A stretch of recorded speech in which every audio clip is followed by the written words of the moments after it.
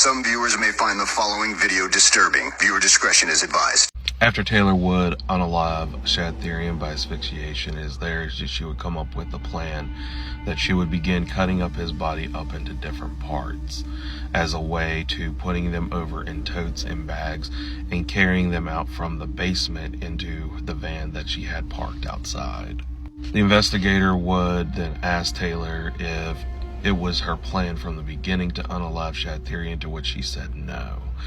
and would even tell the investigator that she didn't want to unalive Shad Therian, but as roughly as she was asphyxiating him, she didn't want him to just be spending the night wheezing and coughing up blood. She would later use the phrase, "Do you ever love something so much that you just unalive it?" To which the police officer would be very quiet, and Taylor would then tell the police, "That's me. I love something so much that I just eventually unalive it." To which the police would then ask Taylor if she enjoyed asphyxiating Shad, to where she would tell in a very disgusting way, without holding anything back, that she enjoyed it to the point that it excited her, and that the police should actually check her underwear as a way to prove how excited she was from the fact. She would then go upstairs to the kitchen and retrieve 2 butter knives and a bread knife from the kitchen and bring them downstairs, and would then go and try to saw off the head of Shad Therian. While she would do this, she would also perform sexual acts on Shad Therian's corpse. She would later recall to the police that she couldn't recall what was going on at the time, as the only thing that was going on was just sucking and cutting. How she had Shad's body positioned is she would have him leaning over the bed, and she would have a bucket sitting at the bottom to catch all the blood, and she would successfully saw off the head of Shad Therian at the base. She would tell police that she would be exhausted from this, so she would then lay down and cuddle with the corpse of Shad Therian.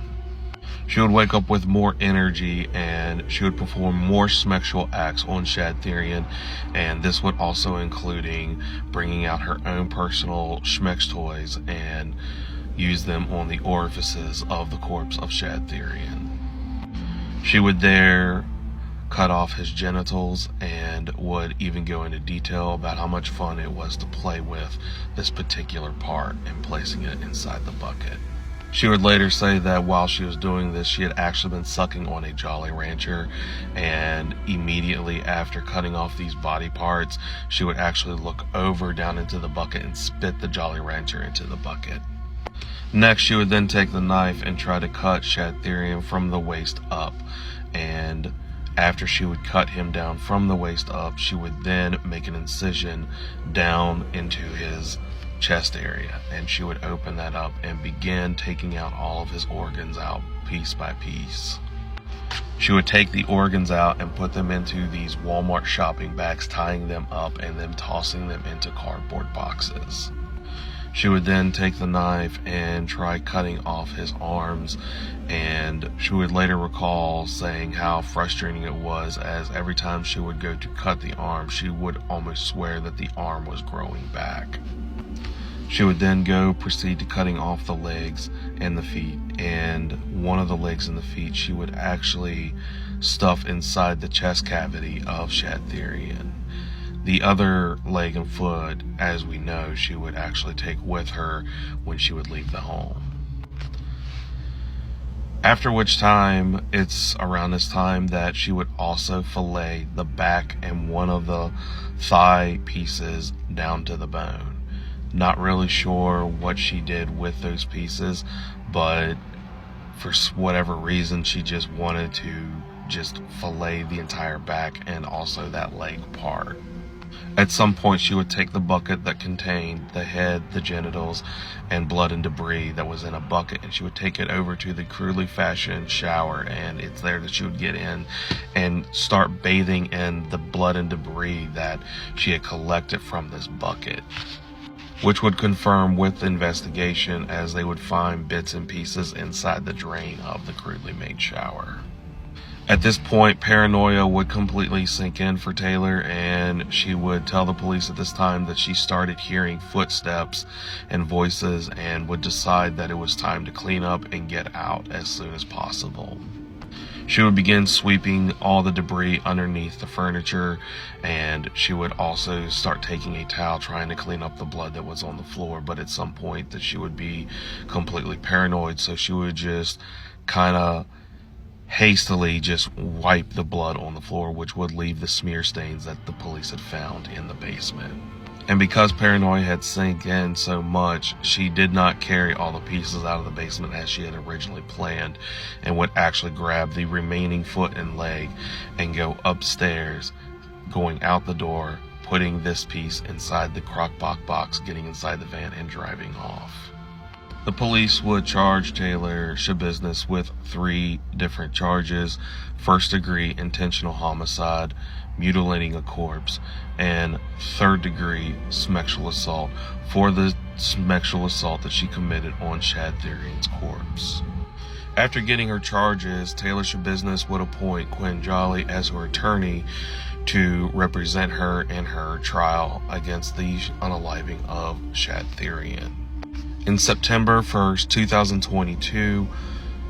Quinn Jolly would tell the courts that she was not guilty by reason of mental illness or defect,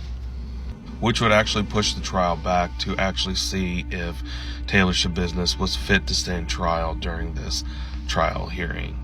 On February 14th, 2023, Taylor Schabusiness would become infamous from a video from trial date, as Quinn Jolly on this day was requesting for the trial to be pushed back to see if she was competent to stand trial, where Taylor Schabusiness would just out of nowhere just attack her attorney, Quinn Jolly. That may be a little point. All right. It is one witness, Your Honor. Thankfully, Quinn Jolly would not be hurt during this assault, and immediately after trying to assault Quinn Jolly would actually remove himself from the trial, which the judge would actually honor this. From immediately when she would try to attack Quinn Jolly, she would try to throw her elbow into his face, to which she was quickly taken down by the police and was kind of just subdued. And it's around this time, after the fact,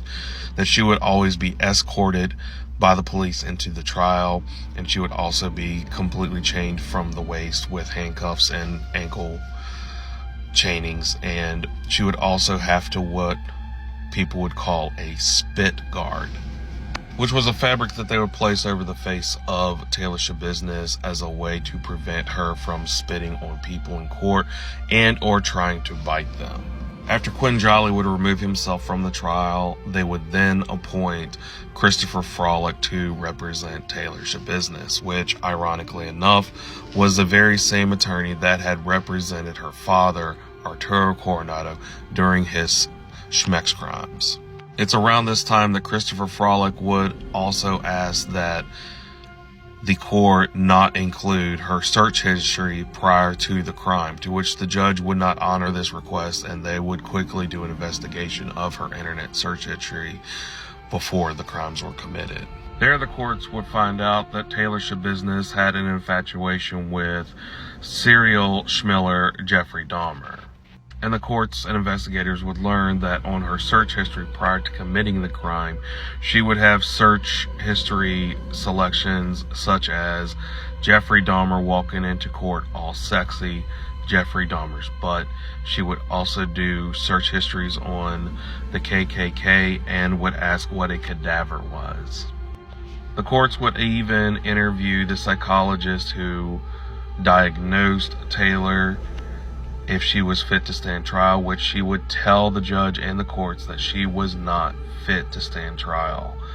as she had expressed actions that had never happened to her in 31 years of being a psychologist, where she would say that Taylor would not want to talk about the crimes and begin screaming at the psychologist, as well as picking up a plastic chair and throwing it at her. But they would not honor the psychologist's wishes.